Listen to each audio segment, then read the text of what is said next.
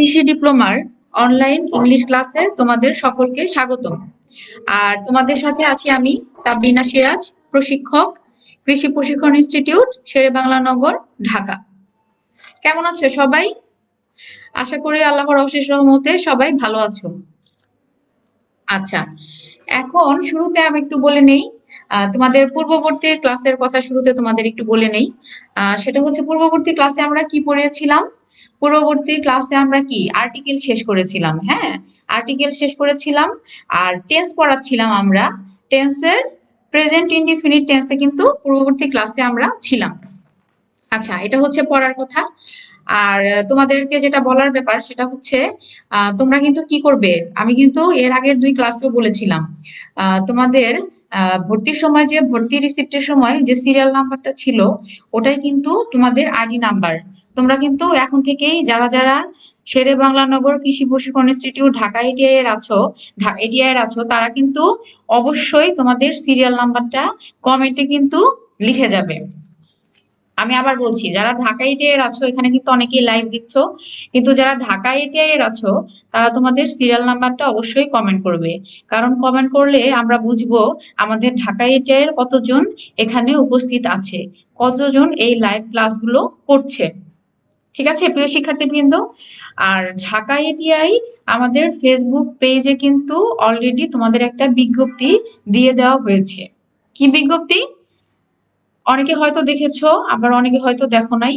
তো তোমাদের যারা দেখো নাই তাদেরকে অনুরোধ করব, ফেসবুক পেজে গিয়ে তোমরা কিন্তু ঢাকা আইটিআই এর ফেসবুক পেজে গিয়ে ওই বিজ্ঞপ্তিটি দেখবে। বিজ্ঞপ্তিটি হচ্ছে অনলাইন ক্লাস যখন চলবে, লাইভ চলবে যখন, তখন তোমরা কিন্তু সবাই এখানে তোমাদের সিরিয়াল নাম্বারটা দিয়ে হাজিরা দিবে। তাহলে কিন্তু আমরা বুঝতে পারবো কে কে আমাদের সাথে ক্লাসে আছো। হ্যাঁ, আর যদি তোমরা এরকম হয় আমরা দেখতে পাচ্ছি যে হাজিরা দিচ্ছ না বা কেউ নেই, আমরা কিন্তু পরে আবার মিলিয়ে দেখব। আমরা কিন্তু যখন পরীক্ষা হবে বা ক্লাস টেস্ট হবে তখন কিন্তু আমরা মিলিয়ে দেখব কে কে হাজিরা দিয়েছো, কে কে দাওনি, কে কে ক্লাস করেছো, কে কে ক্লাস করোনি। এটার উপর ভিত্তি করে কিন্তু তোমাদের মার্কস ডিস্ট্রিবিউশন আছে। সো তোমরা কিন্তু ভেবো না যে লাইভ ক্লাস করলাম এখানে এসে হাজিরা দিলাম না বা পরে দেখে নিবো, এরকমের কোনো সুযোগ নেই। যারা কষ্ট করে লাইভ ক্লাস করবে তারা কিন্তু কি, তাদের কিন্তু এই হাজিরার নাম্বারটা কিন্তু তারা পেয়ে যাবে। এটা হচ্ছে তোমাদের প্রতি একটা প্রথম নির্দেশনা। আর হচ্ছে যে এখানে তোমাদের ফেসবুক পেজে যে কথাগুলো বলা আছে ওগুলো তোমরা একটু দেখে নিবে, আরো 2টো বিজ্ঞপ্তি আছে। হ্যাঁ, তো তোমরা বিজ্ঞপ্তিগুলো সবসময় একটু ফেসবুক পেজটা খেয়াল করবে যেহেতু এখন অনলাইন ক্লাস হচ্ছে। তো যাই হোক, আজকে আমরা একটু পড়ায় চলে যাই এখন। গত ক্লাসে আমি কিন্তু তোমাদেরকে বলেছি যে তোমরা অবশ্যই কমেন্ট করবে, কোনো কিছু যদি বুঝতে পারো সেটাও কমেন্ট করবে বুঝতে পেরেছি। আর হচ্ছে যদি বুঝতে না পারো তাহলে কিন্তু কি তোমরা কিন্তু অবশ্যই কমেন্ট করবে, হ্যাঁ, যে আমরা এটা বুঝতে পারছি না স্যার, আমরা বুঝতে পারছি না। তো যাই হোক, প্রিয় শিক্ষার্থীবৃন্দ, গত ক্লাসে একজন শিক্ষার্থী প্রশ্ন করেছিল যে প্রেজেন্ট টেন্সে এখানে ছিল ঐতিহাসিক ঘটনা। এখানে একজন প্রশ্ন করেছিল ঐতিহাসিক ঘটনাটা যদি আরেকটু বোঝানো হয় বা ঐতিহাসিক ঘটনার যদি আরো কিছু উদাহরণ দেওয়া হয় তাহলে হয়তো সে বুঝতে পারবে। তো সেই সুবাদে কিন্তু পূর্ববর্তী ক্লাসের ঐতিহাসিক ঘটনা যেটা সেটা আমি একটু শুরু করার আগে আলোচনা করছি। সেটা দেখো, তোমরা প্রেজেন্টেশনে দেখতে পাচ্ছ। ঐতিহাসিক কোনো ঘটনা বর্ণনায় বা অতীত ঘটনাকে প্রাণবন্ত করে তুলতে প্রেজেন্ট ইনডিফিনিট টেন্স ব্যবহৃত হয়। ঠিক আছে?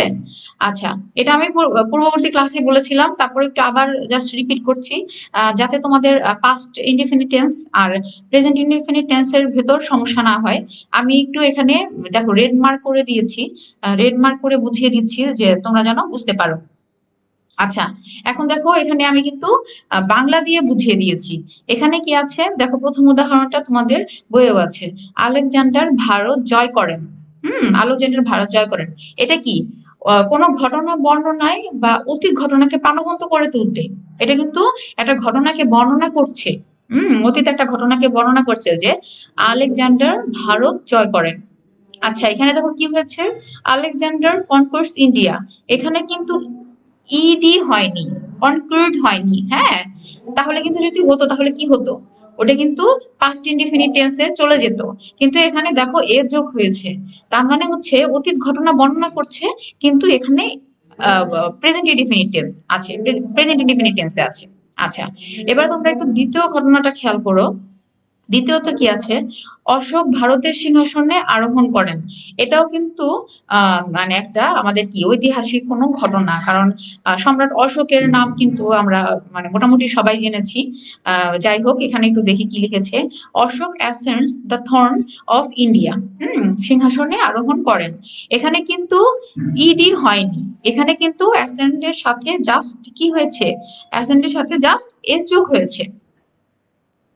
আচ্ছা, তাহলে পূর্ববর্তী ক্লাসের যাদের এটা সমস্যা ছিল, আহ, আশা করি তোমাদের এখানে আমি যে উদাহরণটা দিয়েছি, আশা করি তোমাদের বুঝতে কোনো সমস্যা হবে না, প্রিয় শিক্ষার্থীবৃন্দ।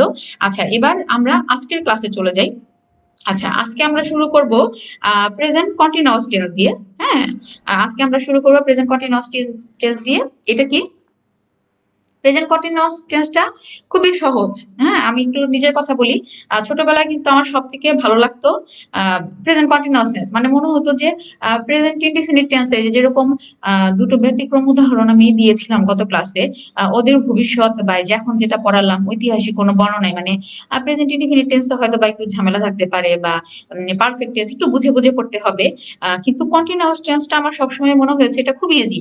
ইভেন এটা এরকম একটা টেন্স যেটা যে কোনো পরীক্ষায়, আমাদের এটিআর পরীক্ষা হোক বা তোমরা পরবর্তীতে যখন ইনশাল্লাহ পাশ করে বের হবে, যখন যে কোনো একটা চাকরির পরীক্ষায় হোক না কেন, অবশ্যই কিন্তু প্রেজেন্ট কন্টিনিউয়াস টেন্স থেকে তোমাদের কিন্তু উদাহরণ পরীক্ষায় আসে। তো যাই হোক, আমরা এখন খুব মজার একটা টেন্স পড়ছি। আচ্ছা, আমি তোমাদের যাদের বই আছে ধরে নিচ্ছি, যেহেতু এটা 3 নম্বরের ক্লাস চলছে, অলরেডি ক্লাস শুরু হওয়ার 2 সপ্তাহ পার হয়ে গেছে, তো ধরে নিচ্ছি সবার বই আছে। আচ্ছা, প্রেজেন্ট কন্টিনিউয়াস টেন্স একটু বলে নিই। বর্তমান কালে কোনো কাজ চলছে বুঝালে বা নিকট ভবিষ্যতে চলবে বুঝালে ভার্বের প্রেজেন্ট কন্টিনিউয়াস টেন্স।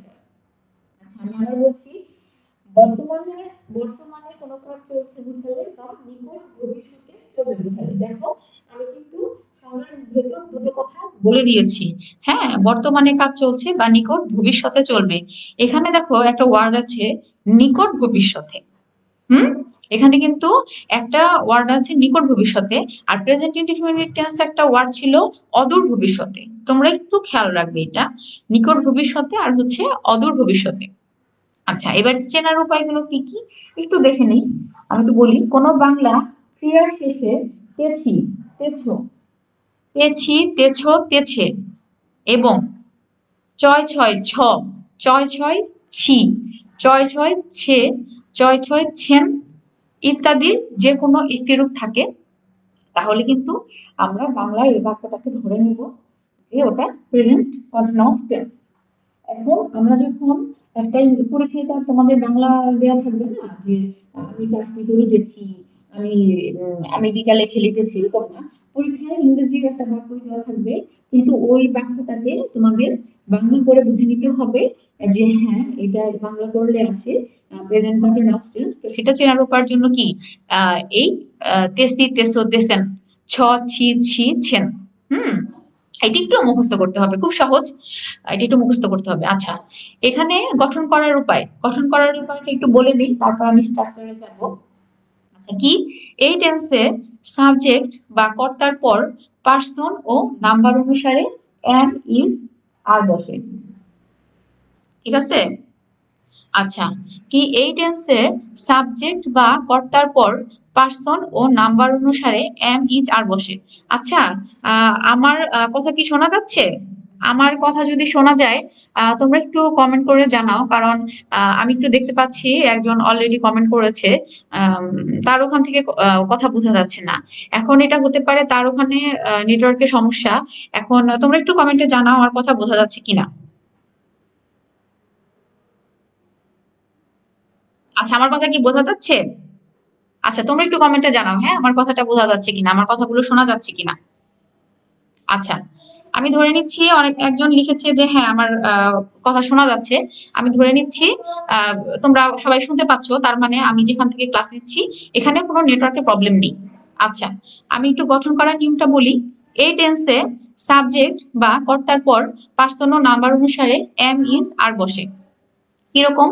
কর্তা যদি ফার্স্ট পার্সন সিঙ্গুলার নাম্বার হয় তবে এরপর এম বসে।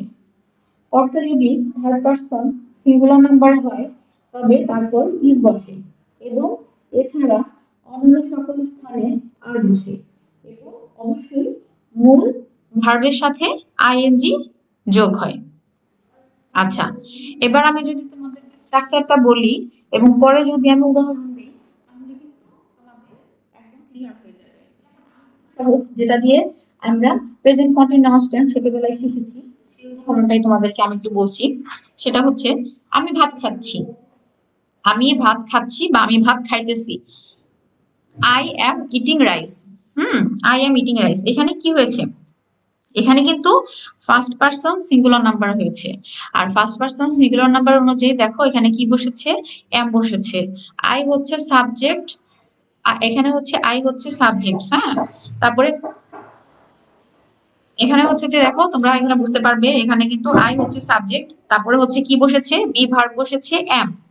এখানে কিন্তু বি ভার্ব বসেছে এম, তারপর ভার্বের সাথে আইএনজি যোগ হয়েছে, আর তারপর হচ্ছে এক্সটেনশন। এটা হয়েছে আই অ্যাম ইটিং রাইস, ভার্বের সাথে আইএনজি যোগ হয়েছে। আচ্ছা, এবার আমি স্ট্রাকচারটা একটু বলি। স্ট্রাকচারটা হচ্ছে সাবজেক্ট যোগ এম অথবা ইজ অথবা আর প্লাস ভার্ব যোগ আইএনজি। এখানে খেয়াল করো, যেহেতু এটা কন্টিনিউয়াস টেন্স, সো ভার্বের সাথে অবশ্যই আইএনজি যোগ হবে, যোগ অবজেক্ট বা এক্সটেনশন। আচ্ছা, আমরা পরের স্লাইডে যাই। পরের স্লাইডে এখানে দেখো তোমাদের কিন্তু প্রেজেন্ট কন্টিনিউয়াস টেন্সের কিছু ব্যবহার দিয়েছি। হ্যাঁ, এটা তোমাদের বইয়েও আছে, তারপরে আমি তোমাদেরকে প্রেজেন্টেশনও দিয়েছি।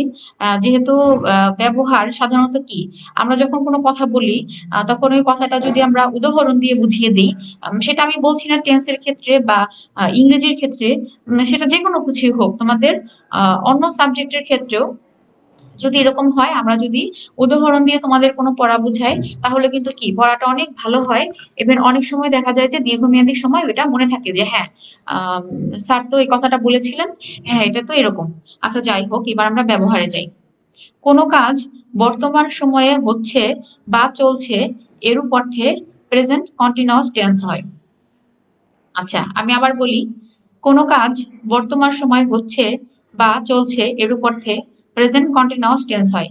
এখানে দেখো কি বলছে? হচ্ছে, ছয় ছয়, বা চলছে, চলতেছে। হ্যাঁ, এখানে কি আছে? তোমাদের এই উদাহরণটা আগেই দিয়েছি, সহজ, আই এম ইটিং রাইস। আচ্ছা, এবার আসি, দেখো আমি কিন্তু বলেছি নিকট ভবিষ্যতে। এটা কিন্তু যখন কোনো কিছু ইম্পর্টেন্ট থাকে, আমি শুরুতেই বলেছি ওটাকে তোমরা খাতায় লিখে রাখবে। আমি যদি বলি যে হ্যাঁ এটা কিন্তু পরীক্ষার জন্য ইম্পর্টেন্ট, তোমরা কিন্তু অবশ্যই এই জিনিসটা নোট করবে। এই এই নিয়ম যেটা আছে, নিকট ভবিষ্যৎ বোঝালে প্রেজেন্ট কন্টিনিউয়াস টেন্স হয়, এটা তোমরা একটু খাতায় নোট করে রাখো, এটা কিন্তু খুব ইম্পর্টেন্ট। এটা কিন্তু দেখা গেছে তোমাদের কৃষি প্রশিক্ষণ ইনস্টিটিউটে যে বিগত সালের আহ, পরীক্ষাগুলো হয়েছে, সেখানে কিন্তু এই টাইপ থেকে, মানে এই বাক্যটা এসেছে এরকম না, বাট এই নিয়মটা থেকে কিন্তু তোমাদের পরীক্ষায় এসেছে।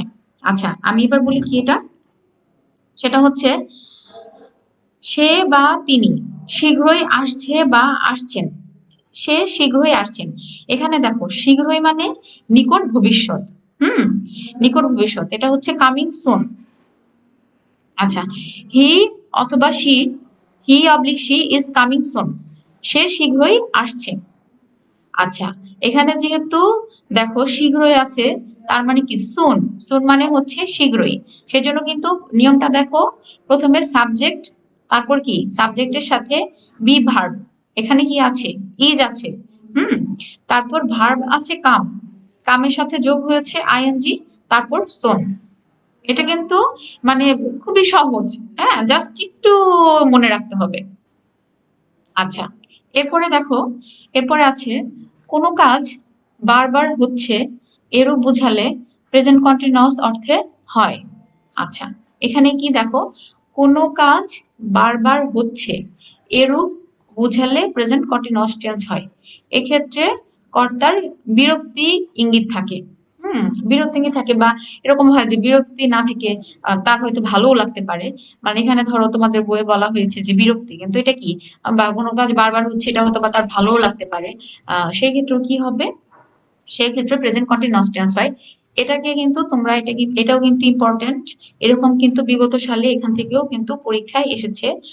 যখন আমি পরবর্তী ক্লাসে, আজকে তোমার টেন্সটা যখন শেষ হয়ে যাবে, তখন যখন বিগত সালের প্রশ্ন নিয়ে আলোচনা করব, তোমাদের উদাহরণগুলো দেখাবো, তখন কিন্তু কি তোমাদের কাছে আরো ক্লিয়ার হয়ে যাবে।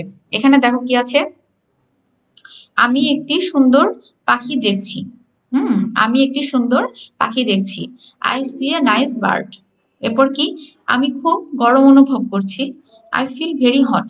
এখানে কিন্তু কি আছে দেখো, এখানে গরম অনুভব মানে কিন্তু কি, একটু বিরক্ত বোধ করছি, বা সুন্দর পাখি দেখছি, এখানে কিন্তু বিরক্ত অনুভূত হয়নি। এখানে কিন্তু হ্যাঁ, সে মানে ভালো লাগা থেকেই বলেছে যে আমি একটি সুন্দর পাখি দেখছি।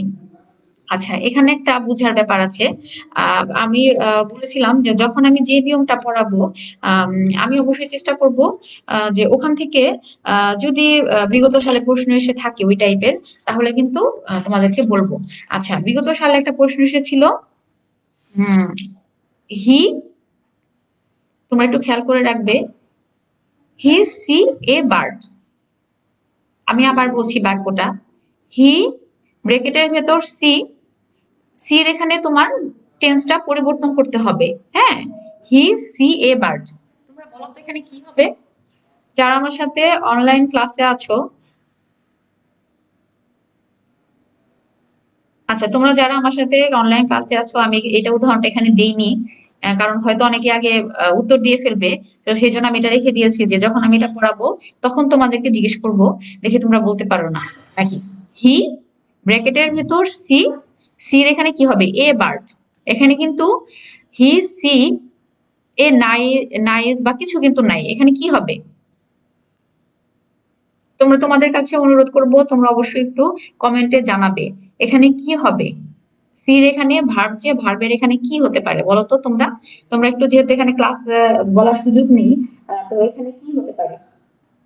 আচ্ছা, একটু কমেন্ট করো, কমেন্ট করে কিন্তু আমি বুঝতে পারবো। হ্যাঁ, এখানে কিন্তু অলরেডি কমেন্ট চলে আসছে। ইভেন কি এখানে অনেকে কিন্তু কমেন্ট দিচ্ছে। আচ্ছা, তোমরা কি এখন, তোমরা কি বুঝতে পারছো আমি কি বলেছি? হি সি এ বার্ড, আমি কিন্তু এটা এখানে দেইনি, প্রেজেন্টেশনে কিন্তু দেইনি, তোমাদেরকে প্রশ্ন করেছি। হ্যাঁ, এখন কিন্তু অনেকে কমেন্ট করছে, হি সিজ এ বার্ড, সে একটি পাখি দেখে। একদম রাইট। যারা এখানে লিখেছো, কমেন্ট সেকশনে লিখেছো, আমি দেখতে পাচ্ছি, হি সিজ এ বার্ড, সে একটি পাখি দেখে। এটা কিন্তু সিজ হবে। হ্যাঁ, এটা কিন্তু সিজ হবে, এটা কিন্তু কন্টিনিউয়াস হবে না। যেমন এখানে কন্টিনিউয়াস থাকলে কিন্তু এটা হতো না, কারণ এখানে হয়তো বা নাইস বার্ড থাকতো, এটা নাইস ওয়ার্ড থাকতো। অসংখ্য ধন্যবাদ তোমরা যারা কমেন্ট করছো, আমি দেখতে পেরেছি। হুম আমি দেখতে পেরেছি তোমরা যারা দিয়েছো, তোমাদেরটা ঠিক হয়েছে। আচ্ছা, এরপরে তোমাদের পরের নিয়মে চলে যাই। আচ্ছা, এরপরে তোমাদের পরের নিয়মে চলে যাই। পরের নিয়মটা কি তোমরা একটু দেখো।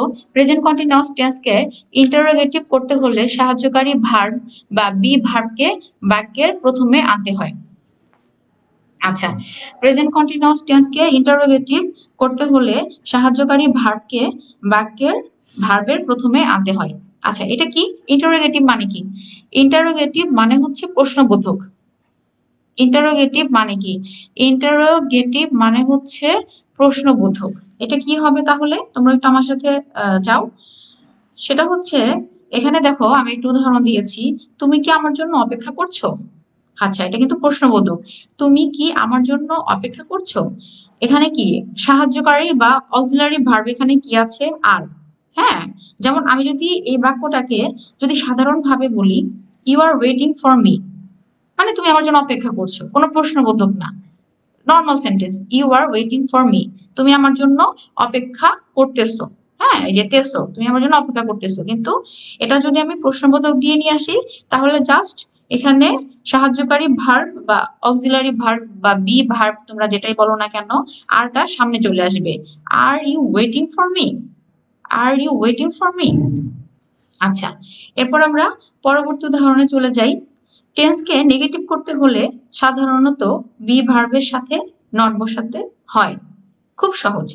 যদি আমরা একটা না বোধক কিছু প্রকাশ করি, যেমন আমি আজকে খাচ্ছি না, তারা আজকে খেলছে না, সে আজকে পড়ছে না, যদি এরকম হয়, যদি মানে বাক্যের শেষে যদি না থাকে, তাহলে খুবই ইজি। তাহলে কি হবে? তাহলে কিন্তু এখানে নট বসাতে হবে। হ্যাঁ, তাহলে কি হবে? দে আর নট প্লেইং টুডে। যেমন আমি এখানে বলছি তারা আজ খেলছে না, তাহলে সেক্ষেত্রে এখানে হবে দে আর নট প্লেইং টুডে, তারা আজকে খেলছে না। এটা জাস্ট একটা না প্রকাশ করেছে। আচ্ছা, এরপরে এরপরে তোমাদের আরেকটা উদাহরণ দিচ্ছি, সেটা হচ্ছে প্রেজেন্ট কন্টিনিউয়াস টেন্সকে নেগেটিভ ইন্টারোগেটিভ করার সময় একটু এখানে খেয়াল করতে হবে। এখানে কিন্তু দুটো এসেছে, নেগেটিভ ইন্টারোগেটিভ। মানে কি? মানে না বোধক থাকবে প্লাস হচ্ছে প্রশ্নবোধক থাকবে। একটু খেয়াল করো, প্রথমেই আমি পড়েছিলাম ইন্টারোগেটিভ, মানে হচ্ছে প্রশ্নবোধক থাকবে। পরে আমি পরের উদাহরণটা পড়েছি নেগেটিভ, এখানে হচ্ছে শুধু নাবোধক থাকবে কিন্তু প্রশ্নবোধক থাকবে না। আচ্ছা, আর এটার উদাহরণ পড়েছি হচ্ছে নেগেটিভ ইন্টারোগেটিভ, না বোধকও থাকবে এবং এটাকে প্রশ্নবোধকও করতে হবে। সেক্ষেত্রে কি হবে?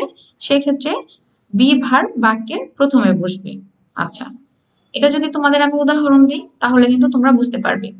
এখানে একটা উদাহরণ দেওয়া আছে, রনি কি গান গাচ্ছে না?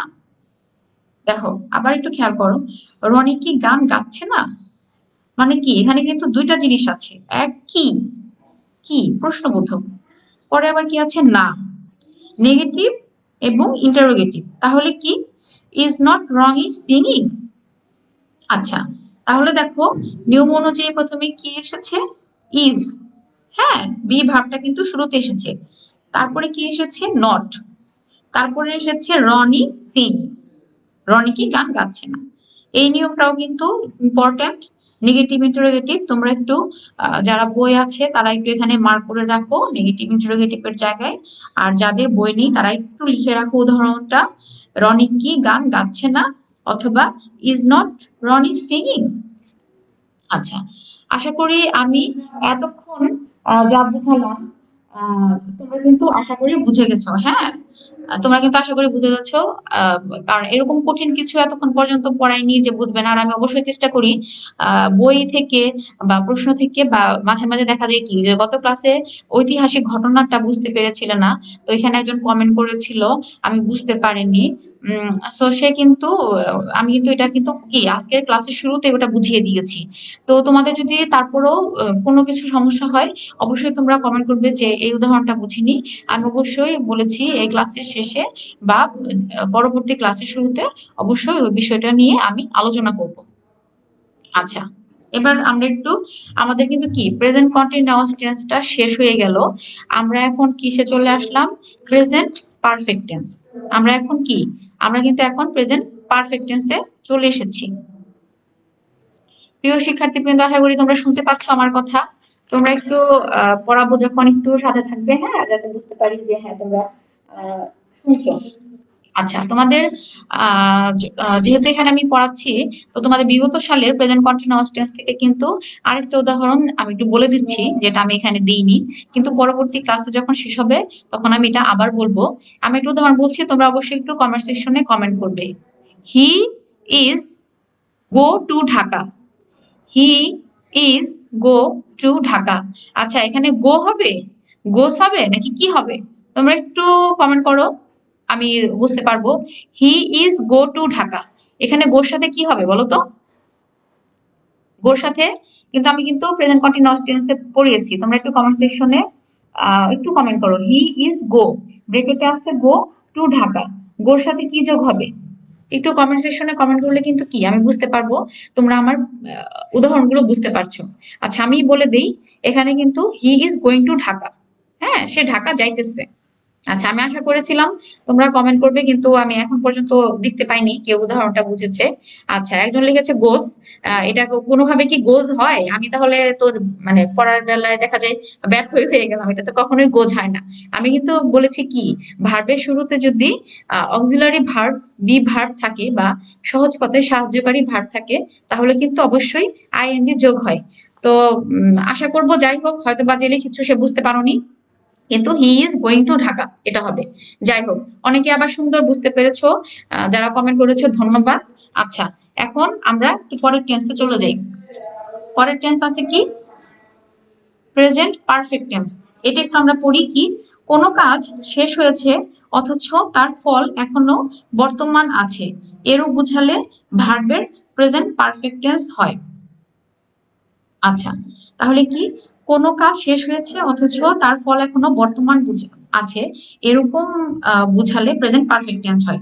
মানে কোনো কাজ শেষ হয়েছে, শেষ হয়েছে বলতে কি, শেষ হয়েছে কিন্তু শেষ হয়ে গিয়েছে। হ্যাঁ, আমি যদি বলি এই কাজটা আমি করেছি, কিন্তু আহ ফলটা কি, মানে ফলটা কি রকম হবে, মানে প্রভাবটা কি রকম, এটা কি প্রভাব, এটা কি ভালো প্রভাব হয়েছে কাজের পরে, নাকি খারাপ প্রভাব হয়েছে, না কি, মানে প্রভাবটা বোঝা যায়নি, মানে যার ফল এখনো বর্তমান আছে, এরকম যদি বোঝায় তাহলে মানে সোজা কথা এটা হচ্ছে প্রেজেন্ট পারফেক্ট টেন্স। আচ্ছা, এবার আমরা বলি কিভাবে আমরা এটা চিনবো। বাংলা ক্রিয়া শেষে ইয়াছি, ইয়াছো, ইয়াছেন বা এছি, এছো, এছেন ইত্যাদির যে কোনো একটি রূপ থাকে। আচ্ছা, আমি আবার বলছি কি কি, বাংলা ক্রিয়ার শেষে ইয়াছি, ইয়াছো, ইয়াছেন বা এছি, এছো, এছেন ইত্যাদির যে কোনো একটি রূপ থাকে। আমি কিন্তু চিনবার উপায়গুলো তোমাদেরকে একটু মানে খুব আস্তে ধীরে সুন্দর করে বলে যাচ্ছি, যে তোমরা যেন পরীক্ষায় একটু মানে তোমরা এটা বাংলা করে কি হয় অন্তত এইভাবেও যেন চিনো। হ্যাঁ, তোমরা হয়তো স্ট্রাকচারটা ধরে না চিনলেও যেন অন্তত বাংলা করে কিভাবে হয় এভাবে চিনেও যেন তোমরা ঠিকভাবে অ্যান্সার করতে পারো, সেজন্যই কিন্তু তোমাদেরকে এগুলো একটু মনে রাখতে বলছি। আচ্ছা, এবার আসি গঠন করার নিয়মটা কি। সাবজেক্ট বা কর্তার পরে কর্তানুযায়ী হ্যাভ বা হ্যাজ বসে। আচ্ছা, দেখো এখানে আমরা কিসে চলে এসেছি, এখানে কিন্তু সাবজেক্ট বা কর্তার পরে হ্যাভ বা হ্যাজ বসে। আগে কি ছিলাম, আগে আমরা এম ইজ আর এর ভেতর সীমাবদ্ধ ছিলাম, এখন কিন্তু আমাদের এম ইজ আর না, এখন কিন্তু আমরা হ্যাভ হ্যাজে চলে এসেছি। ঠিক আছে। আচ্ছা, কর্তা যদি থার্ড পার্সন সিঙ্গুলার নাম্বার হয় তবে এরপর হ্যাজ বসে এবং অন্যান্য সকল স্থানে হ্যাভ বসে। আচ্ছা, এবং কি হয়, মূল ভার্বের পাস্ট পার্টিসিপল হয়। আচ্ছা, তোমরা হচ্ছে পাস্ট পার্টিসিপল আশা করি সবাই ছোটবেলায় যেরকম আমরা এই টেন্স বা আর্টিকেল বা ভয়েস চেঞ্জ পড়ে এসেছি, তোমরা কিন্তু কি প্রেজেন্ট পাস্ট পাস্ট পার্টিসিপল ভার্বের যে দুটো ফর্ম আশা করি ওগুলো পড়ে এসেছো। ইভেন হয়তো বা অনেকের মনে আছে, অনেকের মনে নাই। তো টেন্স যখন পড়ানো আমার শেষ হয়ে যাবে, যেহেতু টেন্সের ক্ষেত্রে খুবই এই তিনটা ভার্বের খুব প্রয়োগ দেখা যাবে, আমি প্রতিটা উদাহরণে হয়তো বলবো এখানে ভার্বের প্রেজেন্ট টেন্স হবে, এখানে ভার্বের পাস্ট ফর্ম হবে, এখানে ভার্বের পাস্ট পার্টিসিপল হবে। সো আমি কিন্তু ক্লাসের শেষে অবশ্যই চেষ্টা করব কমন কিছু ভার্বের প্রেজেন্ট পাস্ট পার্টিসিপলের উদাহরণ তোমাদেরকে বলে দেওয়ার জন্য। আচ্ছা, এবার স্ট্রাকচারটা দেখলে বুঝতে পারবো। সাবজেক্ট প্লাস হ্যাভ অথবা has plus past participle of verb. দেখো এখানে কিন্তু কন্টিনিউয়াস ছিল আইএনজি, আর এখানে কিন্তু পাস্ট পার্টিসিপল অফ ভার্ব চলে এসেছে প্লাস অবজেক্ট অথবা এক্সটেনশন। আচ্ছা, এখানে আমি একটু যদি উদাহরণ দিই তাহলে তোমরা বুঝতে পারবে। সে কাজটি করিয়াছে বা করেছে, অথবা তারা কাজটি করিয়াছে বা করেছে। আচ্ছা, এখানে কি হয়েছে দেখো, কাজটি কিন্তু করেছে কিন্তু কি করিয়াছে বা কি হয়েছে এটা কিন্তু এখনো বুঝায় নাই। হ্যাঁ, তো সেটা কি, মানে হচ্ছে ফল এখনো বিদ্যমান আছে, তাহলে এটা প্রেজেন্ট পারফেক্ট টেন্স। আর ইংরেজিতে একটু তোমাদেরকে বলি, ইংরেজিতে একটু তোমাদের বলি উদাহরণটা। She has done the work, she has done the work, সে কাজটি করেছে বা করিয়াছে। আর তারা কাজটি করিয়াছে, they have done the work. এখানে দেখো আমি কিন্তু এখানে গ্রিন করে দিয়েছি, এখানে হ্যাজও আছে হ্যাভও আছে। তোমাদেরকে বলেছি যদি সিঙ্গুলার হয় সেক্ষেত্রে হ্যাজ, হি, শি, রফিক, করিম, মানে যেখানে যাই হোক এখানে কিন্তু হ্যাজ হবে। আর যদি কি হয়, অন্যান্য সকল স্থানে হ্যাভ হবে। যেমন এখানে যদি আইও থাকতো, I have done the work, আমি কাজটি করেছি, দে হ্যাভ ডান দা ওয়ার্ক, তারা কাজটি করেছে। হ্যাঁ, শুধুমাত্র এখানে খেয়াল রাখতে হবে যদি থার্ড পার্সন হয়ে থাকে সেই ক্ষেত্রে শুধু হ্যাজ হবে, বাকি অন্যান্য সব জায়গায় কিন্তু হ্যাভ হবে। আচ্ছা, এবার দেখো এটা খুব ইম্পর্টেন্ট, আমি আবারও বলছি এই তোমাদের যে বি নাম্বারটা রুলটা পড়াবো এটা ইম্পর্টেন্ট, এটা একটু খাতায় লিখে রাখবে। এখানে আমি যে 5টা ওয়ার্ড বলবো একটু নোট করে নিবে। Just, already, since, for, yet. আমি আবার বলছি, just, already, since, for, yet. এই 5টি ওয়ার্ড যখন সিম্পল টেন্সে ব্যবহৃত হয় তখন সাধারণত পারফেক্ট টেন্সের সাথে ব্যবহৃত হয়। হ্যাঁ, আর এটা কি হতে পারে, এখন বাক্য গঠন অনুযায়ী কি, যদি এরকম হয় পাস্ট টেন্সে বোঝাচ্ছে তাহলে কিন্তু এগুলো থাকলে পাস্ট টেন্সও হতে পারে, কিন্তু আমরা যেহেতু এখন প্রেজেন্ট পারফেক্ট টেন্সে আছি, তো আমরা এখন প্রেজেন্ট পারফেক্ট টেন্সের উদাহরণটাই দিব। আচ্ছা, আমি এখানে বলি, এখানে কি আছে, they have already done the work. তারা ইতোমধ্যে কাজটি করিয়াছে। দেখো, ইতোমধ্যে এই 5টা ওয়ার্ডের একটা উদাহরণ চলে এসেছে, অলরেডি। হুম, তো তোমরা যদি দেখো কোনো বাক্য এরকম আছে, just, already, since, for, yet, even দেখা যায় যে এটা কি, এটা লাস্টে এরকম হয়ে যাচ্ছে, ইয়াছো, ইয়াছি, ইয়াছেন, এরকম কিছু আসছে, তাহলে অবশ্যই তোমরা পরীক্ষায় ওইটা কি দিবে, প্রেজেন্ট পারফেক্ট টেন্সের যে নিয়ম, ওই নিয়ম অনুযায়ী করে দিবে। আচ্ছা, এবারে দেখো, এরপরে তোমাদের পরের উদাহরণটা বলছি, কোন কাজ পুনঃ পুনঃ সংগঠিত হওয়া না বুঝিয়ে অবরিত সংগঠিত হওয়া বুঝালে ভার্বের প্রেজেন্ট পারফেক্ট টেন্স হয়। একটু দেখো, পুনঃ পুনঃ সংগঠিত হওয়া না বুঝিয়ে অবরিত সংগঠিত হওয়া, পুনঃ পুনঃ মানে একটা জিনিস বারবার বারবার ঘুরছে, এটা না, হচ্ছে। হুম, একটা জিনিস ধরো যে আমরা কি বলি যে হ্যাঁ সে কাজটা কন্টিনিউয়াস করতেছে, কন্টিনিউয়াস এর বাংলা কি, অবিরত, অবিরত কাজটি করছে, তাহলে কিন্তু কি হবে, তাহলে কিন্তু এটার প্রেজেন্ট পারফেক্ট টেন্স হবে। এখন তোমাদের একটা উদাহরণ দিই, তাহলে তোমরা বুঝতে পারবে। Since my boyhood I have lived in this house. আচ্ছা, সিন্স মাই বয়হুড, এখানে দেখো কি, বাল্যকাল থেকেই, এরকম কিন্তু না যে সে আসছে যাচ্ছে, এরকম না, মানে কি ছোটবেলা থেকেই সে এ বাড়িতে বসবাস বসবাস করছে। হ্যাঁ, বা বাল্যকাল থেকেই আমি এ বাড়িতে বসবাস করছি, এখানে কিন্তু বাল্যকাল থেকে মেইন। তো তোমরা যদি এরকম দেখো, সিন্স মাই বয়হুড, সিন্স ওয়ার্ডটা থাকে, মানে হচ্ছে কি তখন থেকে অবিরত, তাহলে কি হবে, I have lived in this house. এক্ষেত্রে কিন্তু তোমরা আই লিভ বা আই এম লিভিং এটা কিন্তু হবে না, এক্ষেত্রে হবে আই হ্যাভ লিভড, এটা কিন্তু হবে। আচ্ছা, আচ্ছা প্রিয় শিক্ষার্থীবৃন্দ, আমার মনে হয় আমি খুব ধীরে যাচ্ছি, তোমাদের অসুবিধা হচ্ছে না, কারণ আমি চাইলে কিন্তু কি এক ক্লাসে কিন্তু টেন্স শেষ করে দিতে পারতাম, কিন্তু তোমাদের বোঝার সুবিধার্থে পরীক্ষার জন্য টেন্স থেকে 5 মার্কস কোনোভাবেই সরে না যায়, সেজন্য কিন্তু কি আমি ধীরে ধীরে যাচ্ছি, যাতে তোমাদের কোনো কিছু মিস না হয়ে যায়, তোমরা যেন আমার ক্লাসের সাথে থাকতে পারো। হ্যাঁ, তোমরা যেন সুন্দরভাবে বুঝতে পারো।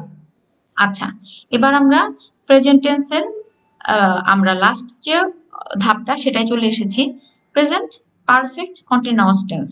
আচ্ছা, এটাও কিন্তু কি, এখানে দুটো জিনিস আছে, এক হচ্ছে এখানে পারফেক্ট টেন্সও হবে, দুই হচ্ছে এখানে কন্টিনিউয়াস টেন্সও হবে। সো এখানে কি হবে, এখানে কিন্তু আমরা দুইটা উদাহরণ খেয়াল করব, দুইটা জিনিস খেয়াল করব। এখানে যদি মানে কাজটা চলতেছে, হ্যাঁ, বা পারফেক্ট টেন্সের মতো ফল এখনো বর্তমান আছে এবং কাজটা চলতেছে, এরকম উদাহরণ যদি থাকে, সেই ক্ষেত্রে আমরা কি করব, প্রেজেন্ট পারফেক্ট কন্টিনিউয়াস টেন্স বুঝাবো। আচ্ছা, এটা যদি আমি একটু বাংলায় বলি, তাহলে হয়তো তোমরা একটু আরো ভালো করে বুঝবে। দেখো, কোনো কাজ পূর্বে শুরু হয়ে এখনো চলছে। দেখো, আমি আবার বলছি, কোনো কাজ পূর্বে শুরু হয়ে এখনো চলছে, এরূপ বোঝালে ভার্বের প্রেজেন্ট পারফেক্ট কন্টিনিউয়াস টেন্স হয়। মানে কাজটা শুরু হয়েছে পূর্বে কিন্তু এখনো চলছে, কিন্তু প্রেজেন্ট কন্টিনিউয়াস টেন্সে কি হয়েছে, প্রেজেন্ট কন্টিনিউয়াস টেন্সে হয়েছে যেখানে পারফেক্ট ছিল না, কাজটা অবিরত চলতেছে, যেমন আমি খাচ্ছি, হ্যাঁ আমি খাচ্ছি, কখন শেষ হবে জানি না, কিন্তু এরকম যদি হয় শুরু হয়েছে পূর্বে কিন্তু কাজটা এখনো চলছে, তাহলে সেক্ষেত্রে কি হবে, প্রেজেন্ট পারফেক্ট কন্টিনিউয়াস টেন্স হবে। আচ্ছা, চেনার উপায়টা কি একটু দেখি। প্রেজেন্ট পারফেক্ট কন্টিনিউয়াস টেন্সের বাংলা ক্রিয়া শেষের রূপ অনেকটা প্রেজেন্ট কন্টিনিউয়াস টেন্সের মতোই। আমি শুরুতেই বলেছি যেহেতু কন্টিনিউয়াস আছে, তো প্রেজেন্ট কন্টিনিউয়াস টেন্সের মতোই হবে। তবে দেখো, এখানে একটু খেয়াল করি আমরা, তবে এর পূর্বে ধরে, যাবত, হতে বা থেকে এর যে কোনো একটি রূপ উল্লেখ থাকতে পারে। আমি আবার বলছি, ধরে, যাবত, হতে বা থেকে এর যে কোনো একটি রূপ উল্লেখ থাকতে পারে। আচ্ছা, এবার একটু গঠন করার নিয়মটা বলে দিচ্ছি। সাবজেক্ট বা কর্তার পর কর্তানুযায়ী হ্যাভ বিন বা হ্যাজ বিন সাহায্যকারী ভার্ব বসে। আমি আবার বলছি, তোমাদের কি ছিল, যখন আমরা প্রেজেন্ট কন্টিনিউয়াস টেন্স পড়েছি তখন ছিল অক্সিলারি ভার্ব বা বি ভার্ব এম ইজ আর। যখন পারফেক্ট টেন্স পড়েছি তখন ছিল হ্যাভ অথবা হ্যাজ। কিন্তু দেখো এখানে কি আছে, হ্যাভ বিন বা হ্যাজ বিন। সো যদি হ্যাভ বিন বা হ্যাজ বিন থাকে তাহলে কিন্তু আমাদের ভার্বটা ধরে নিতে হবে কি, এটা আমাদের অবশ্যই প্রেজেন্ট পারফেক্ট কন্টিনিউয়াস টেন্স অনুযায়ী আমাদের ভার্বটা হবে। হ্যাঁ, আর কি হবে, এবং মূল ভার্বের শেষে অবশ্যই আইএনজি যোগ হবে। মূল ভার্বের শেষে আইএনজি যোগ হবে। আচ্ছা, বাক্য ধরে বা যাবত উল্লেখ থাকলে ফর বসে, এবং হতে বা থেকে উল্লেখ থাকলে সিন্স বা ফ্রম বসে। এখানে আমাদের একটু খেয়াল রাখতে হবে কি বলেছে, বাক্যে যদি ধরে বা যাবত উল্লেখ থাকে সেই ক্ষেত্রে কিন্তু ফর বসবে। আর যদি হতে বা থেকে, তোমরা যখন বাক্যটা করবে তখন তোমাদের কিন্তু নিয়মটা আমি বলে দিচ্ছি, বাট তোমাদের ধরতে হবে তোমাদের কি, বা আমি অনেক উদাহরণও হয়তো কিছু বলে দিব, কিন্তু পরীক্ষায় এসে বাংলা করে বুঝতে হবে এখানে কি বোঝাচ্ছে, ধরে বোঝাচ্ছে না হতে বা থেকে বোঝাচ্ছে, সেটা বুঝিয়ে কিন্তু কি করতে হবে, আমাদের ফর বা সিন্স বসাতে হবে। আচ্ছা, এবার দেখি ইংরেজি স্ট্রাকচারে কি বলেছে। সাবজেক্ট যোগ হ্যাজ বিন অথবা হ্যাভ বিন যোগ ভার্ব যোগ অবজেক্ট যোগ ফর অথবা সিন্স, যেটা আমি বলেছিলাম যাবত থাকলে ফর আর হতে বা থেকে থাকলে ফ্রম বসবে, প্লাস হচ্ছে এক্সটেনশন। আচ্ছা, এটা একটু বড়, সো এটার অনেকের কাছে একটু মনে হতে পারে যে কঠিন, না কোনো কঠিন না। একটু জাস্ট ক্লাসগুলো খেয়াল করে দেখলে আশা করি ইনশাল্লাহ সব ঠিক হয়ে যাবে। আহ, উদাহরণ যখন দিব তখন আরো ক্লিয়ার হয়ে যাবে। আচ্ছা, এবার আমি বলি সিন্স আর ফরের ব্যবহারটা একটু বলি। আমি 2 দিন ধরে এই কাজটি করছি।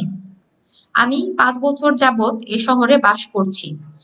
আরেকটা উদাহরণ হচ্ছে সে গত শুক্রবার হতে অসুস্থ। আমি কিন্তু তোমাদের সুবিধার্থে তোমাদের আচ্ছা, আমি কিন্তু তোমাদের সুবিধার্থে কি করছি, তোমাদের বই থেকে উদাহরণগুলো দিচ্ছি, ইভেন বাংলা সহ বলে দিচ্ছি। প্রেজেন্টেশনে যদিও বাংলা দিইনি, আমি বাংলা বলে দিচ্ছি। তোমরা একটু আমার সাথে থাকো। সেটা হচ্ছে আমি 2 দিন ধরে এই কাজটি করছি। দেখো এখানে কিন্তু সময়, হুম এখানে কিন্তু সময় বোঝাচ্ছে, কয়দিন, 2 দিন। তারপরে আমি 2 নম্বর উদাহরণটা দিচ্ছি, আমি 5 বছর। 5 বছর এখানে কি, 5 মানে 5। আচ্ছা, আমি 2 দিন ধরে এই কাজটি করছি, এখানে কি হবে, I have been doing this work for 2 days। এখানে টেক টু কিন্তু একটা সময় বোঝাচ্ছে, এই জন্য have been doing this work এর পরে ফর হয়েছে, এখানে কিন্তু সিন্স হবে না। আবার দেখো, সে গত শুক্রবার হতে অসুস্থ, এখানে কি, she has been ill since Friday last. এখানে হচ্ছে কি গত শুক্রবার, এখানে কিন্তু কি বুঝেছে, একটা সময় বোঝাচ্ছে। শুক্রবার কি একটা বার। হুম একটা একটা হচ্ছে যে এভাবে কিন্তু পয়েন্ট অফ টাইম, দেখো শুরুতে বলা আছে পয়েন্ট অফ টাইম এবং পিরিয়ড অফ টাইম, একটা মানে সময়কাল, পিরিয়ড অফ টাইম, একটা সময় পিরিয়ড বোঝাচ্ছে, যেমন শুক্রবার। সেই ক্ষেত্রে কি হবে, সেই ক্ষেত্রে কিন্তু সিন্স হবে। আর যদি আমি সংখ্যা প্রকাশ করে ফেলি, 2 দিন, 5 দিন, 2 ঘন্টা, 10 ঘন্টা, সেক্ষেত্রে কিন্তু ফর বসবে। আশা করি সিন্স আর ফরের ব্যবহারটা তোমাদের কাছে ক্লিয়ার হয়েছে। যখন তোমরা এরকম দেখবে তখন তোমরা সেই অনুযায়ী এখানে সিন্স আর ফর বসাবে। আচ্ছা, এবার আমরা একটু আশা করি প্রেজেন্ট টেন্স যা পড়ালাম আমি একটু তোমাদের যাতে সুবিধা হয়, তোমাদের সুবিধার জন্য একটু ধীরে সুস্থে পড়ালাম, আশা করি তোমরা সবাই বুঝতে পারছো। আর যখন আমি পরবর্তীতে পরীক্ষার প্রশ্ন নিয়ে কথা বলবো বা আমরা একটু এক্সারসাইজ করব, তখন হয়তো আমরা কি যা ক্লিয়ার ছিল না সেটাও হয়তো ভালো বোঝা যাবে। আর আমি যখন যে টেন্সটা পড়াবো তখন অবশ্যই তোমরা লাইভ ক্লাসে ওই টেন্সটাতেই থাকবে, পূর্ববর্তী টেন্স নিয়ে কিন্তু তখন ভাবা যাবে না। হ্যাঁ, তোমাদের ভাবার কিন্তু বাসায় অনেক সময় আছে। সো যখন আমি টাস্ক দিয়ে দিব তখন তোমরা ওইটা নিয়ে ভাববা যে হ্যাঁ এটা কি হলো, স্যার তো এটা বলেছিলেন, এটা অনুযায়ী কিন্তু এটা এরকম হবে। সো এখন আমি পাস্ট টেন্স পড়াবো, প্রেজেন্ট বাদ, এখন আমরা পাস্টে চলে আসি। হুম আমরা প্রেজেন্ট টেন্স শেষ করলাম, এখন আমরা পাস্ট টেন্সটা পড়াবো। আচ্ছা, পাস্ট টেন্স কি, প্রথমে আমরা পাস্ট ইনডিফিনিট টেন্স দিয়ে শুরু করব। আচ্ছা, এটা চেনার উপায় কি, একটু সংজ্ঞাটা বলে নিই। অতীতকালে কোনো কাজ ঘটেছিল বা অতীতের কোনো অভ্যাস বোঝাতে। এখানে দেখো আমি কিন্তু একটা জিনিস বলে দিই, এখানে অতীতের কোনো অভ্যাস, একটা ওয়ার্ড আছে কোনো অভ্যাস, এই জিনিসটা একটু মাথায় রাখতে হবে। এটার উদাহরণটা আমি পরে দিয়ে দিব। আচ্ছা, এক্ষেত্রে পাস্ট ইনডিফিনিট টেন্স বা সিম্পল পাস্ট হয়। আর চেনার উপায়গুলো কি কি, চেনার উপায় হচ্ছে বাংলা ক্রিয়ার শেষে লাম, ল, লে লেন। আমি আবার বলছি, বাংলা ক্রিয়ার শেষে লাম, ল, লে, লেন অথবা ত, তাম, তেন ইত্যাদির যে কোনো একটি রূপ থাকলে সেটাকে আমরা প্রেজেন্ট পাস্ট ইনডিফিনিট টেন্স হিসেবে আমরা ধরতে পারি। আচ্ছা, আমি একটু উদাহরণ বলে দিই।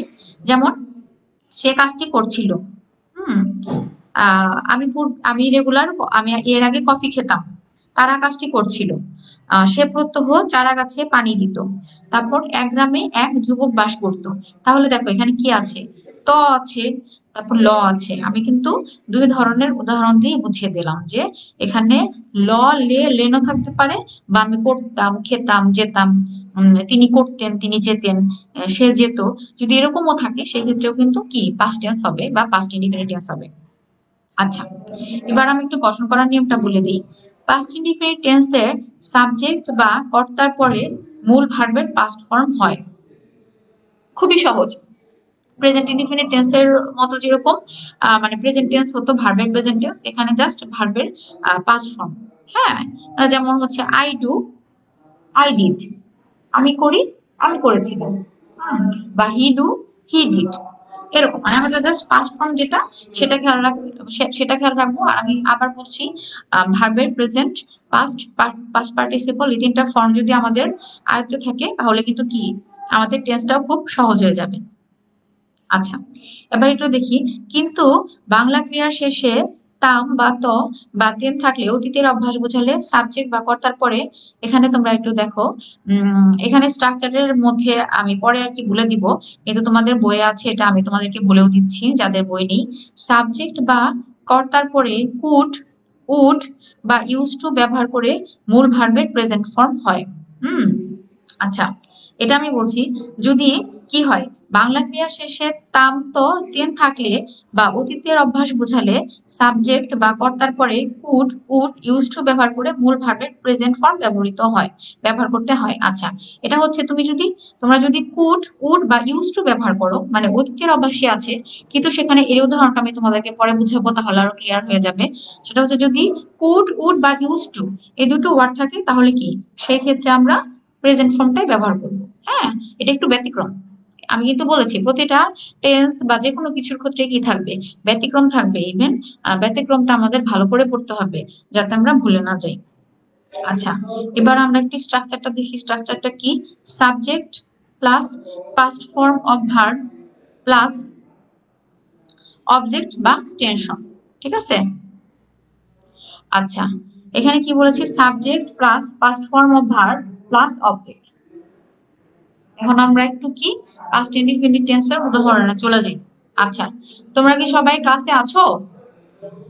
তোমরা কি সবাই লাইভ ক্লাস যে হচ্ছে, ক্লাস কি করছো? তোমরা কিন্তু অনেক সময় কি হয়, কমেন্ট সেকশনে গিয়ে কিন্তু আমি সবার পরে কমেন্ট গুলো দেখি, তোমরা কিন্তু অনেক সময় নিজেদের মধ্যে দেখা যায় যে কথা বলা শুরু করে দাও। এটা কিন্তু কি নিজেদের মধ্যে কথা বলার সময় না, কারণ সময় খুব লিমিটেড, মাত্র 50 মিনিট। সো ক্লাসটা মনোযোগ দিয়ে করতে হবে। আর নিজেদের মধ্যে কথা বলার সময় কিন্তু তোমরা অনেক পাবে। আমরা কিন্তু এখানে খেয়াল করছি, হ্যাঁ, আমাদের ঢাকা আইটিআই স্টুডেন্ট যারা আছে আমরা কিন্তু খেয়াল করছি যে তোমরা নিজেদের মধ্যে কিন্তু এই কনভারসেশনে কথা বলা যাবে না। এতে কি হয়, তোমাদের যারা স্পিকার, তোমাদের যারা টিচারদের কি যখন কমেন্ট গুলো দেখে তখন কিন্তু কি কনসেন্ট্রেশন ব্রেক হয়, বা ভাবে যে এই স্টুডেন্টটা হয়তো মনোযোগী না। সো নিজেদের মধ্যে ক্লাসে যেরকম কথা বলা যাবে না, এরকম কিন্তু কমেন্ট সেকশনে এসে কথা বলা যাবে না। আমি কিন্তু খেয়াল করছি কে কে আহ, অন্যের প্রশ্নের উত্তর দিচ্ছ। এখানে কষ্ট করে কিন্তু সবাই ক্লাস নিচ্ছে। সো আমাদের সাথে ক্লাস করছি যখন, এই ক্লাসের সাথে থাকতে হবে। আচ্ছা, ধরে নিচ্ছি তোমরা সবাই ক্লাসের সাথে আছো।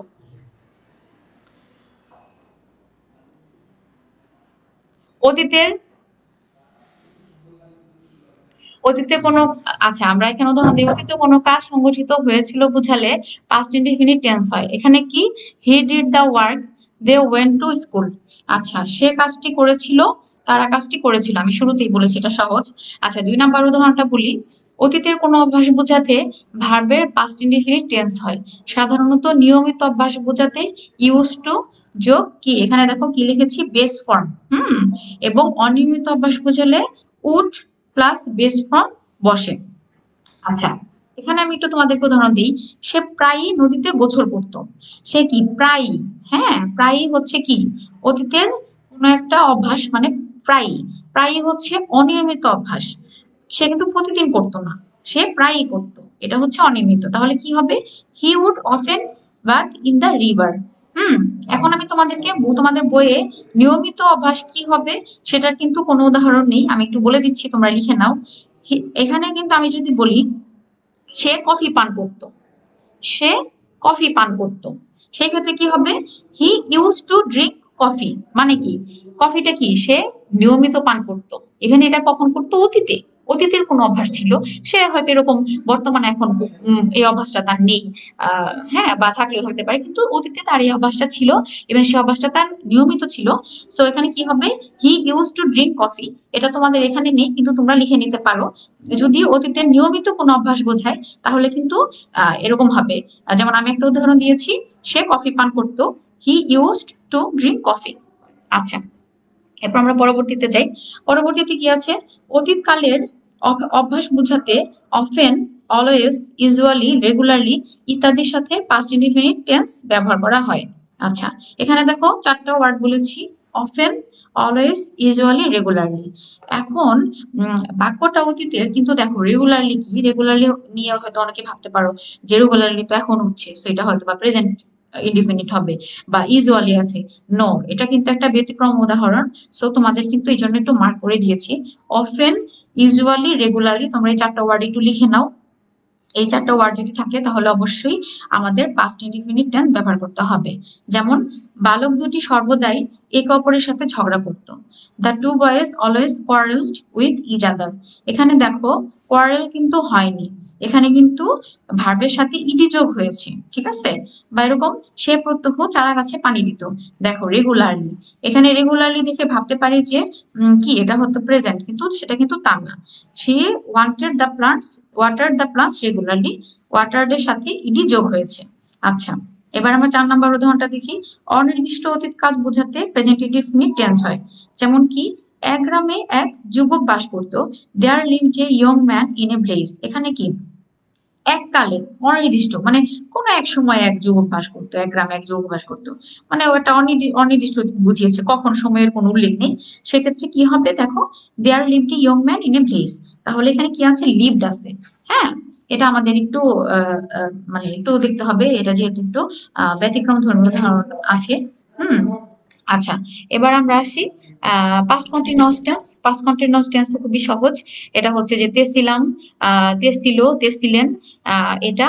আর স্ট্রাকচারটা দেখি, সাবজেক্ট আর প্রেজেন্ট কন্টিনিউয়াস এর মতোই, ওখানে ছিল এম, ইজ, আর, এখানে হবে ওয়াজ অথবা ওয়ার, ভার্ব যোগ ভার্বের সাথে আইএনজি। আচ্ছা, খুব সহজ। এবার আমরা একটু উদাহরণ দিলে বুঝতে পারবে তোমরা। অতীতকালের কোনো কিছু, অতীতকালের একই সঙ্গে দুটি কাজ হলে একটিতে সিম্পল পাস্ট হবে এবং অন্যটিতে পাস্ট কন্টিনিউয়াস টেন্স হবে। আচ্ছা, এবার আমি একটু বলি কি, যেমন দুটি কাজ যদি বুঝায় তাহলে কি হবে? একটাতে হবে হচ্ছে সিম্পল পাস্ট বা পাস্ট ইনডিফিনিট, অন্যটিতে হবে পাস্ট কন্টিনিউয়াস। আমি একটু উদাহরণ দিই। আমি যখন বাড়ি পৌঁছালাম তখন বৃষ্টি হচ্ছিল। হ্যাঁ, আমি যখন বাড়ি পৌঁছালাম তখন বৃষ্টি হচ্ছিল। দেখো, এখানে কিন্তু দুটো কাজ আছে। আমি যখন বাড়ি পৌঁছালাম তখন বৃষ্টি হচ্ছিল, বৃষ্টি কিন্তু আগে থেকেই হচ্ছিল। আমি পৌঁছানোর পর দেখলাম যে হ্যাঁ, আহ, আমি পরে পৌঁছালাম, বাট বৃষ্টি কিন্তু আগে থেকেই হচ্ছিল। তো এখানে কি হবে? একটু উদাহরণ দিই। It was raining when I reached home. মানে যেহেতু আগে থেকেই হচ্ছিল, সো এটা হবে কন্টিনিউয়াস। ইট ওয়াজ রেইনিং, এবং এটার সাথে কি হোয়েন যুক্ত আছে। আই রিচড হোম, এখানে সিম্পল পাস্ট বা পাস্ট ইনডিফিনিট হয়েছে। আচ্ছা, এবার 2 নম্বর উদাহরণটা দিলে তোমরা একটু বুঝতে পারবে। 2 নম্বর রুলটা কিন্তু অতীতকালের দুটি কাজের মধ্যে একটি আগে এবং একটি পরে হলে আগেরটিতে পাস্ট কন্টিনিউয়াস এবং পরেরটিতে পাস্ট ইনডিফিনিট টেন্স হয়। আচ্ছা, এটা কি? এটা আমি একটু বলি, যে অতীতকালের দুটি কাজের মধ্যে একটি আগে এবং একটি পরে। আমি কিন্তু একটু আগের উদাহরণটা দিয়ে বলেছি, আমি যখন বাড়ি পৌঁছালাম তখন বৃষ্টি হচ্ছিল। বৃষ্টি কিন্তু আগে থেকেই হচ্ছিল, আমি যাওয়ার পর কিন্তু শুরু হয়নি। সো বৃষ্টি হচ্ছিল হচ্ছে পাস্ট কন্টিনিউয়াস টেন্সে হবে, আর আমি পৌঁছলাম এটা হবে সিম্পল পাস্টে হবে। এখানে তোমাদের উদাহরণটা দিলে বুঝতে পারবে। আচ্ছা, সে যখন প্রাতরাশ খাচ্ছিল আমি তার সাথে দেখা করতে গিয়েছিলাম। সে কিন্তু তার খাবারটা আগেই খাচ্ছিল। হ্যাঁ, আমি দেখা করতে গিয়েছি কিন্তু পরে। দেখো কি আছে? when he was having his breakfast, মানে সে কিন্তু খাচ্ছিল, এরকম না যে আমি গিয়েছি তারপর সে শুরু করলো, সেটা কিন্তু অন্য হয়ে যাবে। সে আগে থেকে খাচ্ছিল, বাট আমি ওই সময়টাতে ওই মুহূর্তে গিয়ে উপস্থিত হয়ে দেখলাম যে হ্যাঁ সে খাচ্ছিল। সেই ক্ষেত্রে when he was having his breakfast I went to see him, মানে সে যখন খাচ্ছিল আমি ঠিক তখন গেলাম। সো খাচ্ছিলটা হবে পাস্ট কন্টিনিউয়াস, আর যখন আমি গিয়েছিলাম সেটা জাস্ট হবে past indefinite. Same to rain এর ক্ষেত্রেও it was raining when I reached home. আচ্ছা, আর পাস্ট পারফেক্ট টেন্সটা একটু বলে দিই, এটা দিয়ে আমাদের আজকের ক্লাসটা শেষ হয়ে যাবে, সময় শেষ হয়ে এসেছে। তারপর একটু করে বলে দিই, সাধারণত অপেক্ষাকৃত পূর্বে পাস্ট পারফেক্ট টেন্স হয়, অথবা পরে সিম্পল ইনডিফিনিট বা সিম্পল পাস্ট হয়। আচ্ছা, এখানে স্ট্রাকচারটা বলে দিই, আমাদের ক্লাস শেষ যেহেতু, আমি এখন একটু তাড়াতাড়ি হয়তোবা শেষ করতে হবে, কোনো সমস্যা নেই। আমি তোমাদেরকে পরবর্তী ক্লাসে এই সমস্যা নাই, এটা নিয়ে আমি আবার আলোচনা করব। জাস্ট স্ট্রাকচারটা একটু মনে রাখো। Subject plus had plus past participle of verb plus before plus past simple, এগুলো যদি থাকে তাহলে সেটা কি হবে?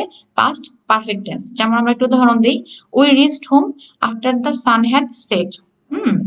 We reached home after the, সূর্য অস্ত যাওয়ার পর আমরা বাড়ি পৌঁছালাম। সূর্য অস্ত যাওয়ার পর মানে সূর্য কিন্তু অস্ত গিয়েছে, তারপর আমরা বাড়ি পৌঁছালাম। সো এখানে কি হয়েছে দেখো, we reached home after the sun had set, এখানেও কিন্তু এই নিয়মটাই কেটেছে। আচ্ছা যাই হোক, এখানে আমি যে উদাহরণটা দিয়েছি এটার একটু বর্ণনা আছে, এটা অবশ্যই আমরা পরবর্তী ক্লাসে আরো সুন্দর করে বুঝিয়ে দিব। এটা আমার যেহেতু লাস্ট স্লাইড ছিল, এটা জাস্ট তোমাদেরকে টাচ দিয়ে রাখলাম, আহ, যে পরবর্তী ক্লাসে আমরা আবার এখান থেকে শুরু করব। আর প্রিয় শিক্ষার্থীবৃন্দ, আমাদের ক্লাস শেষ হয়ে গিয়েছে, আজকের 50 মিনিট শেষ হয়ে গেছে। তোমাদের অসংখ্য ধন্যবাদ, তোমরা এতক্ষণ আমার ক্লাসটি করার জন্য, এবং ধরে নিয়েছি তোমরা মনোযোগ দিয়ে ক্লাস করেছি, ইভেন ধরে নিয়েছি না, আসলে তোমরা মনোযোগ দিয়ে ক্লাস করেছো, আমি তোমাদের কমেন্ট দেখে বুঝতে পেরেছি। আর যারা বুঝতে পারোনি কোনো কিছু, অবশ্যই কমেন্ট করে রাখবে, আমি পরবর্তী ক্লাসটা তোমাদের ওই টপিকটা নিয়ে শুরু করব। তো প্রিয় শিক্ষার্থীবৃন্দ, ধন্যবাদ সবাইকে, তোমরা সকলে সুস্থ থাকো সেই কামনায় আজকের ক্লাসটি শেষ করছি। ধন্যবাদ সকলকে।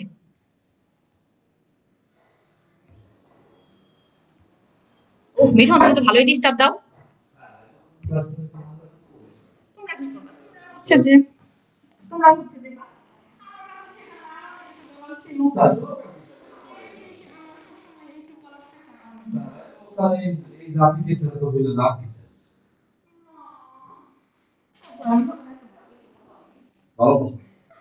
এই কমেন্টের মধ্যে এসে মেহেদি ঘুমাটার লেখা রাখে তো